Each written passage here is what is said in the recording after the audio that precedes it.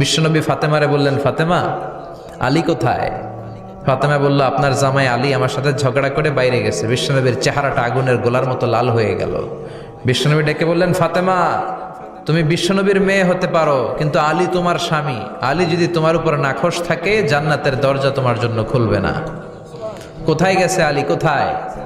বললেন যে মসজিদে নববীতে গেছে। বিশ্বনবী যেয়ে দেখলেন বালির উপরে আলী শুয়ে আছে। বিশ্বনবী মজা করে ডাক দিলেন, ইয়া আবা তোরাব। তোরাব অর্থ বালি, তোরাব মানে কি? বিশ্বনবী ডাক দিলেন, ইয়া আবা তোরাব, মানে হে বালির বাবা আলী, ওঠো। এখন আলী ওঠে না, রাগ করে আসছে। বিশ্বনবী এদিক দিয়ে তাকায়, আলী ওইদিকে তাকায়। বিশ্বনবী ওদিকে আসলে আলী এদিকে তাকায়। মনে মনে করে এতক্ষণ আপনার মাইয়াই গুতাইছে, এখন আপনি গুতাইতেছেন। বিশ্বনবী যাই বললো, আলী রাগ করো না, ওঠো, তুমি আমার চাচাতো ভাই, আমার ঘরেই তো তুমি মানুষ হয়েছো।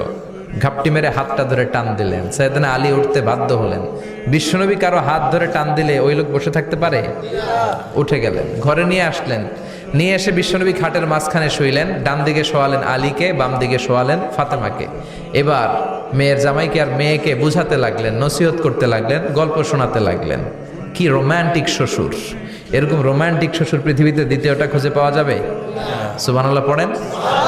বিশ্বনবীর কাজই ছিল ঝগড়া লাগলে এরকম মিলায়া দেওয়া। কি করা?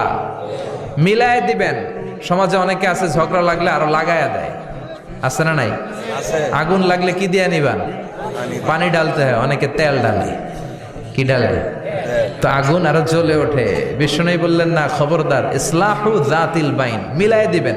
স্বামী স্ত্রীর ঝগড়া মিলায় দেন, ভাইয়ে ভাইয়ে কোপাকুপি মিলায় দেন।